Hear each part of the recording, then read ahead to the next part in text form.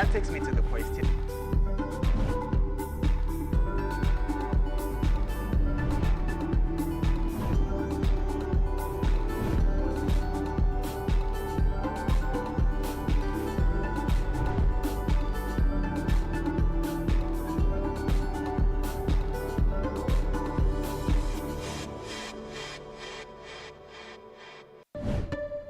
Okay, now I actually appreciate this look better. You Rise and Shine Saturday.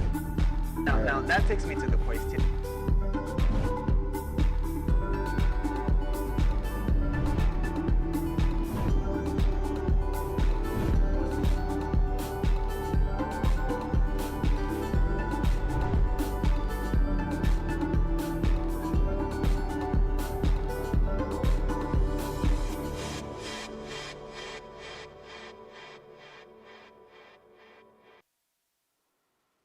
Good morning, Africa. Good morning, Nigeria. Good morning, Accra, Basketball. It's beautiful Saturday morning it is.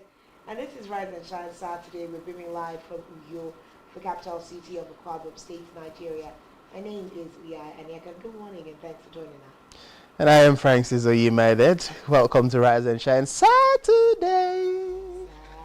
Like it's the last Saturday in the month of October. Can you imagine?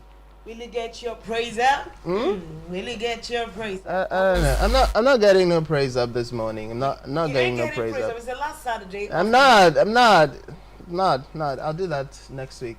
The last few hours left in the month of October. That's when I'll do the praise up. Anyway, who want to praise with me on the last Saturday? I don't know. Get your praise up. Right. Well, of course, it's Rise and Shine Saturday, and what? Guess what? There's actually a reason to get our praises up, this Saturday for just one lovely sister. Okay. Yeah, one lovely sister. You know who the sister is? Mercy Chinwa. Oh, now you get it. You get it. I'm trying to remember that song. Hmm. This new song that she just did, and is the chance Can you I believe it? Can you believe He it? has done it. Yeah. He has done it. Congratulations to, and I don't, maybe we don't do this mistake called the Mr. and Mrs. Pastor and Mrs. Blessed. Yeah. The brother in the Lord. Brother in the Lord. Brother-in-law. Yeah, Yes, the brother brother in the has Lord. brothered. Brother has brought forth the fruit of brotherhood.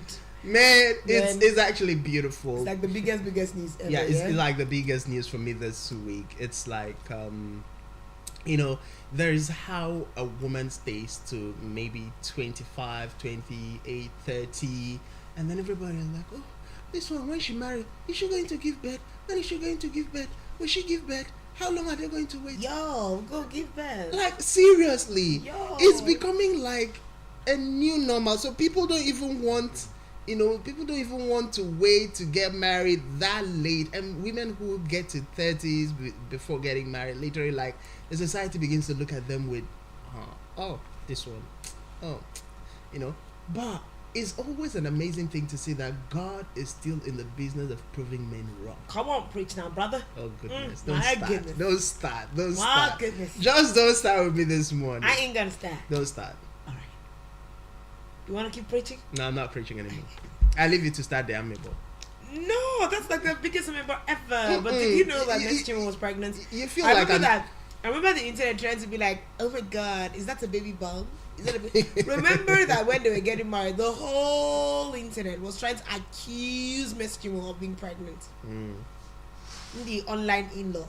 And she's carried pregnancy. Oh, she carried pregnancy. Now that one that came to say, so you and Pastor Bless have been doing something. What have they been doing? The supervisors of evil. But anyway, God has done it. They have been doing something. Yeah. And they have been dating. They have been cutting. They have been planning their wedding before then. So they've been doing something. Well, categorically, we are here to announce that the music sensation, I like to put it the way they put it, the excess love crooner, has put to bed their first baby. I remember someone asking me yesterday, what did they born? I say it's child. It's child today born. Well, of course, we are excited. And I feel like talking to Nigerians today. Francis, what do you think? Do you think we should open up the phone lines? We look for something to just about. Well, I think we should. Maybe Ask Nigerians what they feel about Mercy Chinwo and her newborn baby. Uncle, Yeah, why man. are you trading on the express? No, seriously. Everybody I want to is hear how just- people are going to feel like. You know, Well, everyone those wants- netizens who were like, oh, was she not? Oh. I want to hear what they have to say. Okay. We'll think about it in a few minutes later. Okay. Now, But of course, don't forget to like, share, comment. We are live on all our platforms now, so you can like, share, comments on all of these platforms. Let's keep this conversation going. But we've already let the biggest catchers out of the bag. That's like our biggest entertainment story for this week. we're going to take that much later. This was like just the preamble. Oh, you're even still going to go and say the same story again. We're going to say it. Like I will- this one was just like a tip of the iceberg. Just to let you know, in case you missed it, that's the biggest news of the week for me. Okay, but let's kickstart our Mabel proper. So there has been a lot of conversations ongoing that is trending seriously. Different videos, different commentations, different reactions to the divorce proceedings happening right now in Hollywood. You're talking about Gibson Teresa's and Samantha Lee's divorce saga. Now, this story had to make the first story, not because we love negative things, but because of the message it houses. So Samantha Lee decided to divorce her husband, Gibson, because people were talking in her ears, giving her all of the advices and all of the counsels and all of the reasons why she need to divorce her husband. And then down the line, she wakes up and says, you know what? I've realized I never would have divorced my husband if not for the voices in my head and my ears, if not for the people in my corner. And now I just like the literally the messy divorce proceedings, hiring 3 different attorneys to just try and frustrate the man's life because he doesn't want her back, and all of the controversy surrounding it just makes me sick. And I'm asking a question. I'm yet to come. Maybe you can enlighten us here.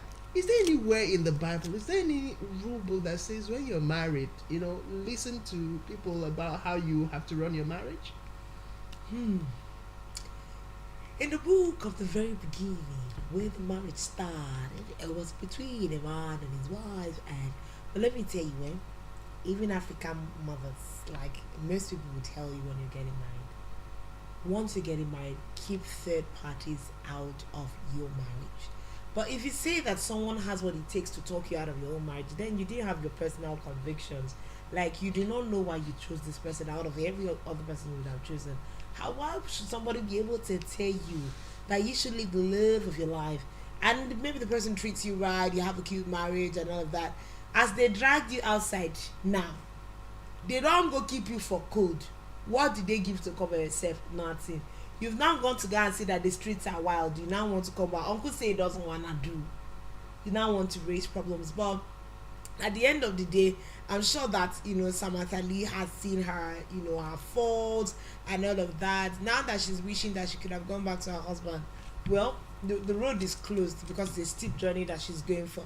But like you said, the biggest part of this story is that, the message in there, when you are in a marriage covenant, try as much as possible to safeguard it from third-party eyes, third-party voices, third-party energies. Just know that, first of all, it is you, your spouse, against the world, like literally every time. Now, third parties include our parents, include our siblings, include our friends. You just have to balance it. You should know, where to relate with these people and stop before it introduces one wahala. And see now, girl is crying foul. Well, it's crazy. And I know that sometimes, or most of the time, when we have conversations about marriage couples, people always say, before the wife came, the husband's daddy was there. Especially the husband mommy was there, and the wife's mommy, the wife probably had a special bond with the mother and the father, and so there's that tendency of them always running back to ask, oh, daddy, what do you think I should do? My husband is doing this. Mommy, what do you think I should do? My husband is doing this, and all of those conversations. I'm like, I am yet to see where God said the husband and the wife would live and cleave to their parents. As in live and cleave to their parents.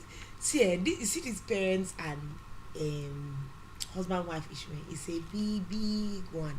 And like when you think of like, you know, ladies thinking of having to, some ladies actually dread what their relationships will be like with their mother-in-laws. Do you understand? Because they're like, people don't know what to expect, especially those that are just getting married. But I feel like it is the responsibility of the parents to learn and know when their children have grown up. Yes, you will still have your child, it will still relate, but know when to Draw the boundaries. And I think it's one of the major problems we have with families, especially in the African context. Because I mean, an average white parent knows that at the age of 18, you don't have that kind of stronghold even on your child anymore. But you will see an adult of 40 years in this Nigeria doing my mommy. Hey! Lose it now! Like, my mommy. That got me laughing so hard. My mommy. Is the my mommy? I am telling you. Like literally. Before they'll do one thing with their wife, they've checked with their mother 5 times. Okay. So it's crazy. And, and this is no hate for mothers. So this is no disregard for moms. No, seriously. But it is putting a pressure on the family. It's no hate on the mom. But you know what? I don't blame the mothers as much as I blame the men. Because if you grow up as a child, by the time you're a man, you should know that you're a man. And you should know where your priority lies. Your mother is always going to be your mother. You have the right to spoil your mother. You have the right to take care of your mother. But your wife must be your priority. She becomes the first family. She must be the first. Not even your children. I know that there is also that conversation when, you know, men begin to have children, they sideline the wife, the daughter or the children becomes the priority. That shouldn't be the case. But just to narrow down, how did we even get to this point? Because I know all of us, it is no longer those same age that people will say, we were not exposed to knowledge, we are not educated, our parents were not educated and all of that. But today we are looking at people who are graduates, who are doctors, who are professors. People have gone to school and in fact book is booking them. But those same group of persons who have been so exposed, travel outside the shores of Nigeria, travel different countries and continents of the world, and then you come back and look at their life, and it's still like people who grew up in God knows how old long ago. So you ask questions, why have we refused to move away from things like this that have consistently been a problem? And it comes down to very useless sentiments that people would whip up, or the excuse of, it's a tradition. You know, that is how our fathers used to do. And I usually would ask a question. If our parents did this and it worked for them, are we still in the same generation that our parents were in? Are things still the same way it was when our parents were living this kind of life? And I also know that there have been older persons who would tell you, look, this is not the era that we grew up in. This is not the era that we fell in love. Love in this era is completely different from love in the era that we were in. And then there are some conversations that we still have. I recall just recently having a conversation with an elderly person who's been married for they're about 80 plus. And then, conversations around openness came in. And these children of today's generation tells you there is no need for openness. But when we were married, I knew from my wife's trade, as she comes back, what she made in the market is there. As I sell my fish, what I made from selling the fish, it is there. So my wife knows how much I have. I know how much my wife has. We know what to and expect we know out of what our to purse. expect out of our purse. Nobody is keeping any secret. My wife doesn't go to begin or initiate a business transaction. Maybe she wants to buy a parcel of land or rent a parcel of land for planting without telling me. And so I go to inspect the boundaries of that land before she even pays, whether I'm there or not. But today's generation, everybody feels like, there is privacy. But there is nothing private about themselves at the end of the day. You're talking about privacy, you're talking about respecting boundaries, but you don't have boundaries. Do you have? If you look at the social media, we don't, it's crazy. And I just like to take directly from what Samantha said. He said, if I had different people in my ear, I would not have made that decision. That is coming from Samantha. If I had different people in my ear. Auntie, your ears, was it meant to hear from the community when it comes to your marriage? Or it was meant for you to hear from your God and your partner? just don't prioritize another person over your partner. You're really going to get into a lot of trouble, and even at that, I think another problem that this particular marriage has come under is public scrutiny. So like we have so much of the public on the relationship. As the divorce proceedings is progressing, the media is on it, social media is on it, everybody's talking about it. It's further putting pressure. So, but for public persons like these are celebrities. If you're having a problem of that sort and you feel your friends are still dragging, I mean, in very advanced countries like that where therapy and counseling, have been heralded, why didn't she seek, for professional help first of all before taking it out on, Gibson? But that's a major issue. Another thing that Tyrese has actually said is the fact that Samantha manipulated the whole situation. She manipulated the whole story, manipulated the whole divorce proceedings. So I think that is also what is putting him in a very difficult place. But basically, from where we stand right now, the prayers and the hope is just that they are going to find their way out of the murky waters and hopefully even reconcile or just find what do we used to call that thing, closure. But sometimes, I mean, most people think closure is overrated, right? In the pursuit of closure, sometimes we just get to find more trouble. But let's hope that this story can turn well for both of them. Public scrutiny on marriages is a problem. Third party infringement is a problem. You as a person not having sense is the biggest problem. Well, seriously, I think I'd like for us to take some of the social media reactions coming on the heels of this. There are a lot of things that people are saying about Samantha and Gibson, about the marriage and all of that. I'd like for us to take some of those social media reaction, and of course netizens will always give their 2 cents of what they feel about the situation, and a lot of people are talking particularly about Samantha and Gibson. The very first reaction I'd like to take is from Eric Kwesi Yanka. And Eric says, very unwise to spend or build your marriage on the wisdom of friends instead of God. That is why it is necessary to set boundaries for your life and marriage. That is necessary for you to set boundaries for your wife and marriage. Okay, so of course, still reactions coming from this. We see Greg Farmer. He says, if your friends are not in successful marriages and relationships, do not take advice nor listen to their advice. Those goes triple for toxic gold digging friends. That's coming from Greg Farmer. And of course we see still reactions from this. I have Jeremy Cartwright Sky says, you can't take relationship advice from somebody that isn't in yours, not just one. Your relationship is for you and the person you saw something worth it in. The world isn't gonna see that same bond. They will never understand the problems you go through because you are the one going through it. You wouldn't quit your job to go work with them just because they are your home girl, would you? Now that's a big question. Yeah, that's a big question. I like this one. Ubong Sang said, leave your decision and enjoy divorce. You should have, guided your ear and your mind. Okay, someone Carrie Farron said, what love got to do with it? Life is complicated. Well, we are the complicated people that make life complicated. Well, let me see, is there any... Okay, let me look for another reaction. Okay, here. so this one... I think the strongest one is that point that, we do not switch jobs because our friends gist us of how toxic their work areas are or how nice.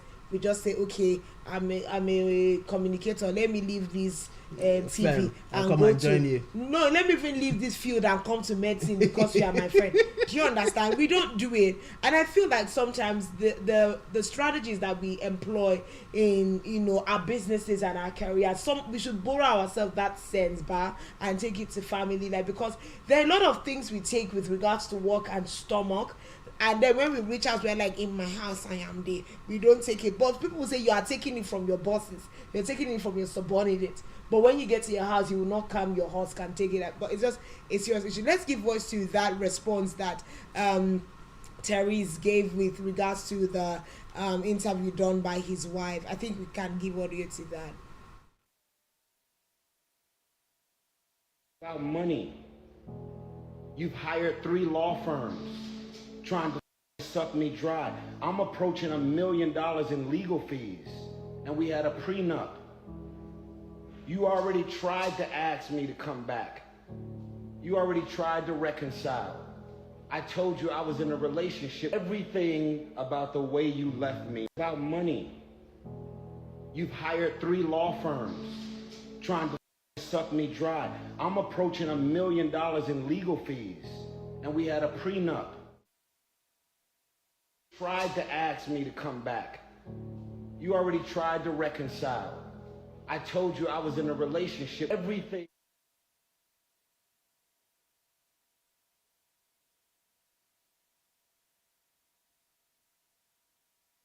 So Gibson, they're trying to give his own version of the story. I mean, it's very frustrating to know that you have a 2-year-old, a 2-year-old child, and then you are still trying to file for a divorce without looking at how that will affect that 2-year-old child.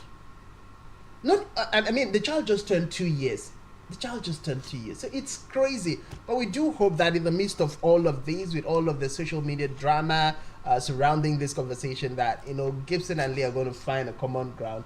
I personally would wish, for the sake of that little child, that, the both of them can get out of court, settle their differences, forgive each other, mend their relationship, and come back together. That, for me, would be in the best interest of the child. It will be in the best interest of the child. We hope that they do it. But let's move to some more happy stories of people that did not allow the voices of outsiders to sink their boats in their love ship. JJ Okocha. If you remember, if you are Nigerian, you will know that name. JJ Okocha, one of the goats of Nigerian football, and all of that. I think just going over his family's events this week, I just said I think I like the fact that he retired early. When the clap was still very loud, he stayed in his glory and retired. I think in all of this, that's what I just took out. I just like that he's in that place, of his life. But of course, we saw the fact that JJ Okocha renewed his vows with his wife this past week. Of course, they've been married for quite a while, and renewing their vows was just something that was worth seeing. I think his wife just turned 50 also this week. The wife turned 50, and then they renewed their wedding vows. Of course, Augustine JJ Okocha and his wife Nkechi celebrated their 25 years in matrimony. Francis, 25 years, a social figure, has been married for 25 years. They have done the silver jubilee, and they're still young and beautiful. This is good. She just recently turned 50 also this week. So it was her 50th birthday week, and then it was her 25th wedding anniversary. So she must have gotten married when she was 25. When she was 25. Yeah. So it is amazing to see this actually happening. And if you look at JJ and the wife, there's absolutely a beauty to behold. I mean, they still look like they're in their 30s. I mean, just looking at them, who would believe that these two persons have been married for 25 years?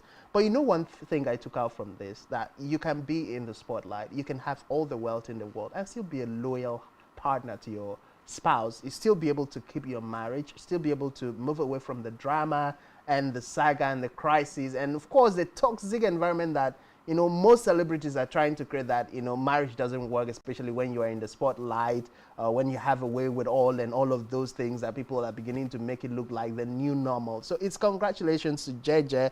Definitely a story to be inspired with.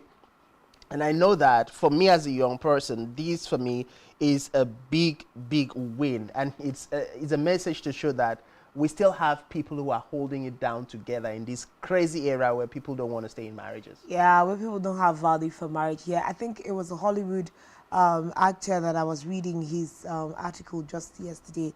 I think he's been married for about 25 years also. One of those, very fine ones. His name eludes me now. And he was saying, in spite of the fact that he's in Hollywood, that he has never considered ever cheating on his wife. And the funny thing is that there are men like this all around us. I remember Pastor Mrs. Mildred Okonkwo saying that the problem is not that there are no good marriages. It's just that those that are having good marriages are not loud about it. Those that have bad marriages are the ones that are loudest about it. So maybe, you know, or everyone Well, they say empty cans make the loudest noise. you get it. So maybe like people that are in healthy, thriving, good marriages should speak up some more. Tell us how you made it to 25. Tell us how you stayed in the limelight as celebrities. Sometimes both spouses are in the limelight in their sectors.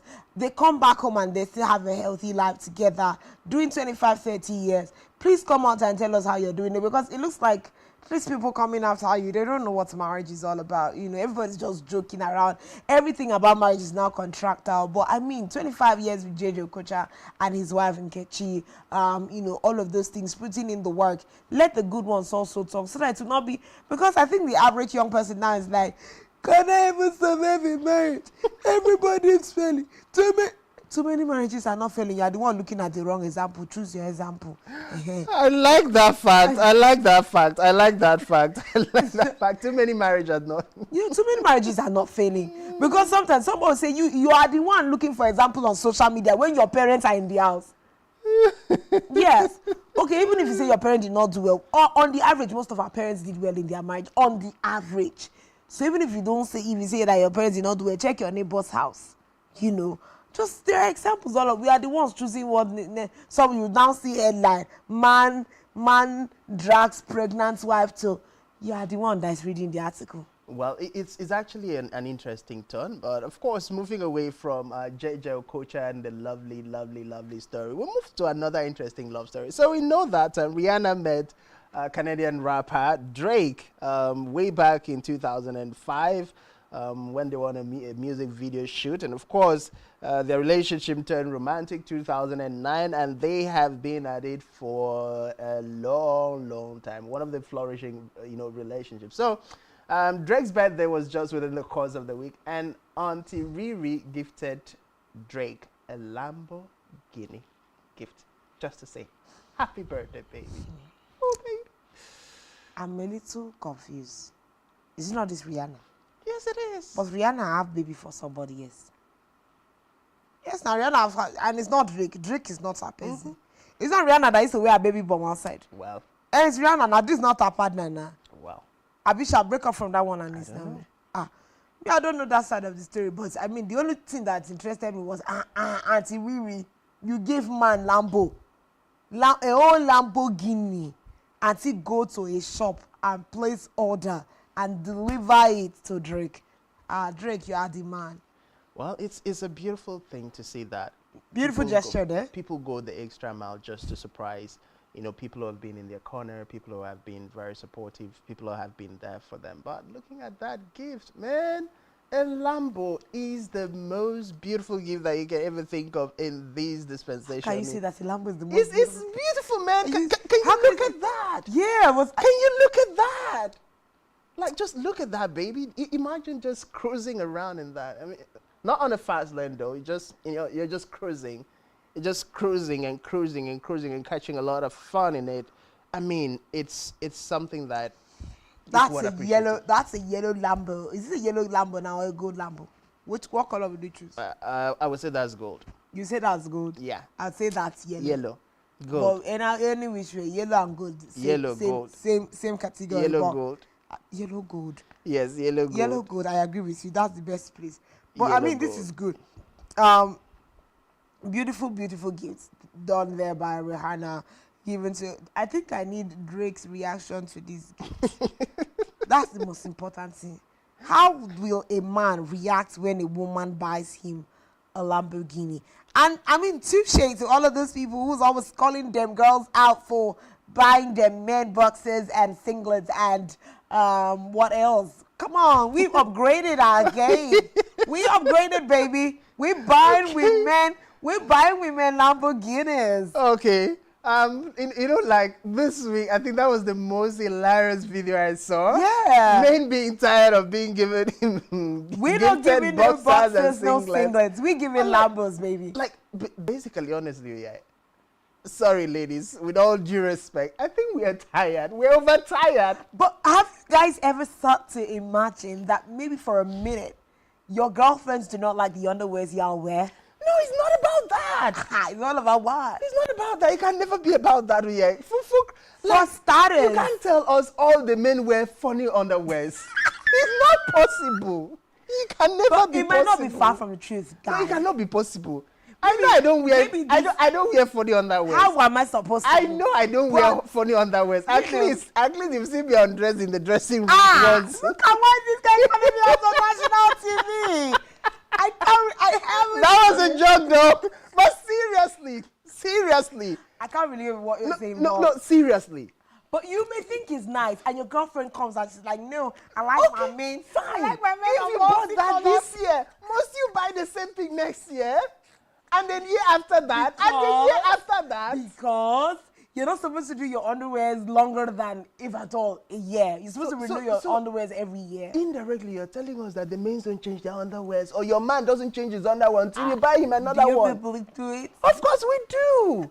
It's do. crazy. And I'm like, one of the conversations I had with guys this week was like, can we also get to normalizing buying our ladies just underwears as well? So that when they're That's buying gonna you. be cheesy. No, seriously. So that they get to know how the men are feeling. No, but true, women have upgraded now. No, not all the women. This is just, Rihanna is just in a different No, category of women. This doesn't even have to do like with Rihanna getting Drake a Lamborghini. But I feel like women have upgraded. My darling, a lot of women haven't. Even married women will still buy boxers and singlets. I think that the issue about giving gifts to your partner, your spouse, is just about thoughtfulness. Because even if you're buying your partner boxers and singlets every other birthday, you're not putting any thought to it. yes, you're not putting any thought You're to it not. now, you know. And then if you're observant, you're going to see all around them their needs. There is something that they absolutely need. Exactly. Why don't I mean, look at it was this girl I was just watching her vlog the other day. She got her husband a PS5. And there's a lot of women doing that whole PS5. Guys, what is it with PS5, please? You guys gotta tell me. Someone looking at me like, yo, what are you talking about? Well, I don't understand. I'm not a gun person. Relate, right? I'm not a gun so person. there's been a lot of husbands and male partners getting PS5 or recent from their girls. So we girls have upgraded, yo. Well, for those of you ladies who have upgraded, congratulations. We love you. We appreciate you.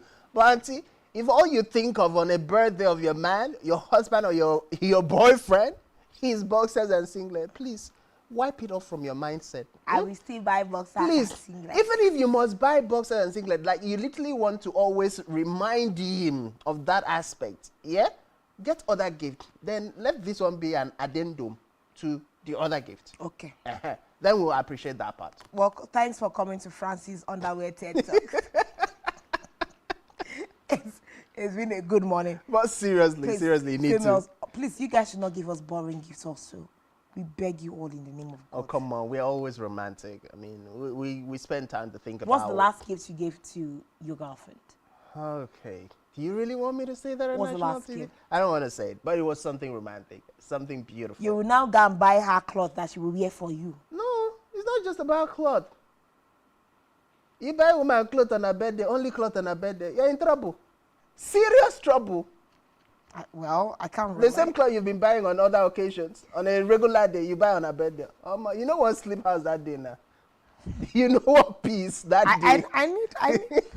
I need someone to upgrade. How do you guys do this thing? Well, let's move to the very next story. I gifted you 3 verses in your dead career. Davido versus Dami Crane.